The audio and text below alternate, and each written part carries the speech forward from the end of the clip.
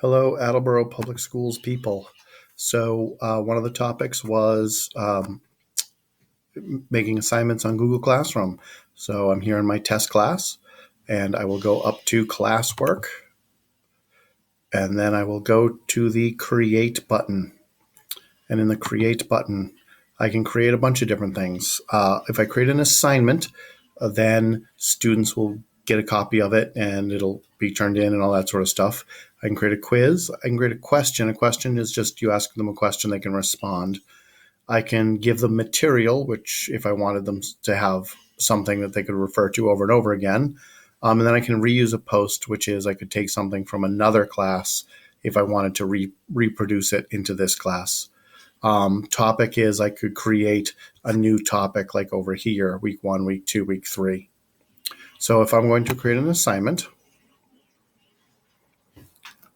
test assignment,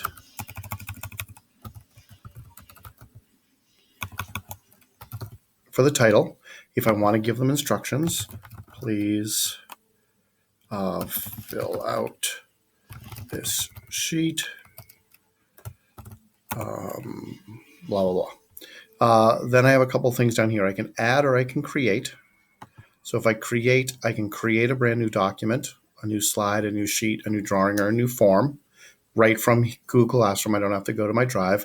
Or if I already have something, I can just add it in here. And if I want to add something in that already exists, I can add something in from Google Drive. I can add a link, I can add a file, or I can add a YouTube video. So I'm going to create a new document just because I don't have one already made. Then I'm going to create this Google Doc. I'm going to call it test document number 1 or whatever. Then what I'm going to do is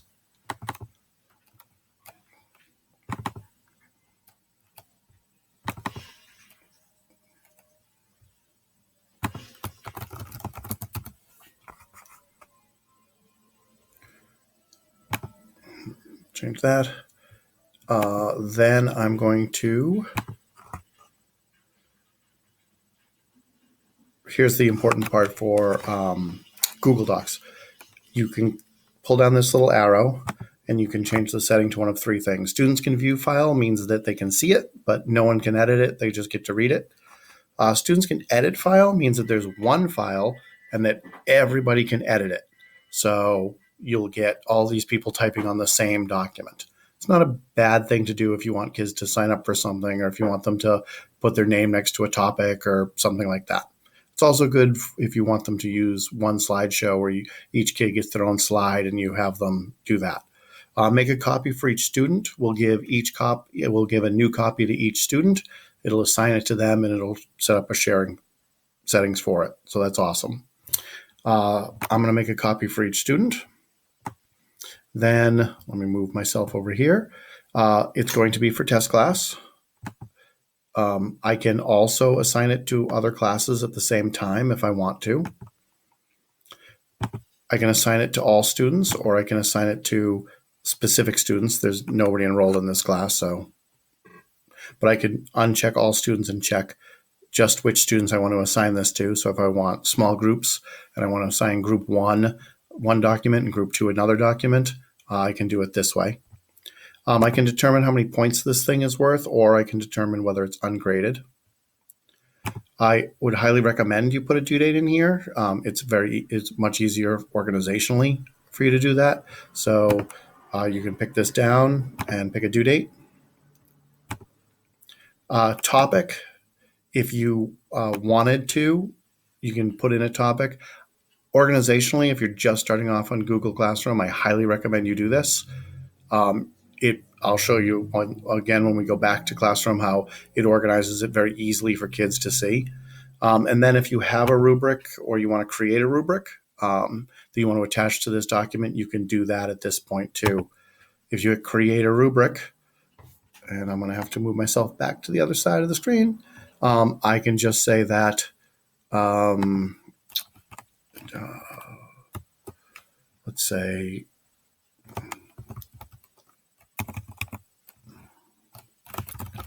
the visual was the visual accurate. I can make it worth how many points I want. Then I can say, so a 1 is unsatisfactory. And then I can explain why it's unsatisfactory. And then if I hit this plus button here, it'll add a new one, and I can say that's worth 2 points. And that is approaching. And then I can give the y. I can then give 3. I can give proficient. And I can give the y. I can give 4. I can give it advanced. Oops, I can give 4. I can give advanced. And I can give the y. And then I can add a new criteria if I want to. So that was for visual. I can now go down to add criteria and I can add a second one. So I can do collaboration, and I can do the same thing. So I can create my own little rubric.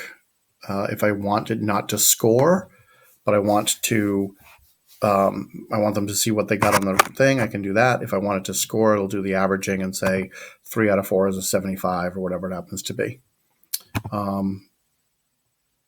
I don't want this anymore, so I'm going to get rid of it. I do want to discard it because I don't really want that rubric, and I want to move myself back over here.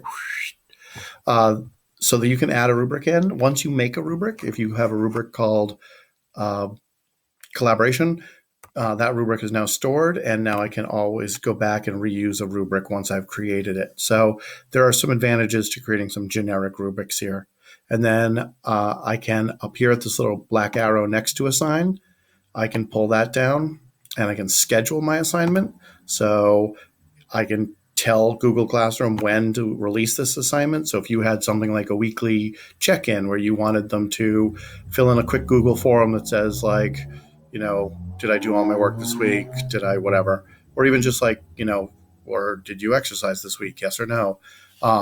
You could make that form and then you could say, I want it to come out on next Thursday. And then you could make another assignment for the Thursday after that, another assignment for the Thursday after that. And you could do the next month in advance if you wanted to. You can do it to a specific time. So I often assign things right after my meet. So I will use my Google Meet to explain what's going to happen. And then 5 minutes after I'm done, I know that Google Classroom is going to assign it for me. I'm going to schedule this assignment. And now that assignment shows up in the light stuff because it's scheduled as opposed to these assignments that have been assigned. And you'll notice that when I put it under the topic of week 1, it is now under week 1. When I create a new topic, it creates a nice big header right here. So that makes it very easy to find week 1 assignments, week 2 assignments, week 3 assignments, etc. I can also move them up. So now I can have my newest stuff on the top. If you have something that doesn't have a topic, it goes above everything. So I try to avoid that if at all possible. If you're going to start off with a new classroom. So that are some of the things about assigning work. And then if you go to Google Calendar, if you gave it a due date, which we did, I'm not sure it'll show up because I haven't assigned it yet. So let me go and test assignment. Let me edit this. And let me not schedule it. Sorry.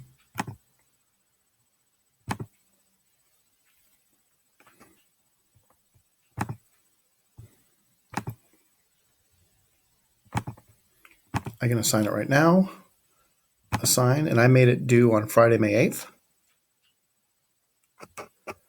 And so now in your Google Calendar, but also in all of the students' Google Calendars, under May 8th, I don't have this.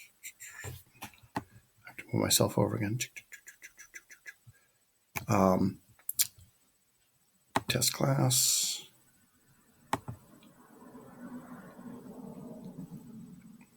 Once that's assigned, there it is, assignment, test assignment. It will show up in my Google Calendar, color-coded with the code color for that class. It'll show up in all the students' Google calendars. What's that, Cal? On the landing page. Here's what Yep. I found on the web. And then on the landing page, when the kids open their classes, right here on theirs, they will have a button that's marked assignments, and it'll show what assignments are due when. So that's only if you would assign it a due date. So I recommend that as well. So that's how to assign an assignment. If you have any questions, comments, or concerns, treed@attleboroschools.com or treed@attleborops.net.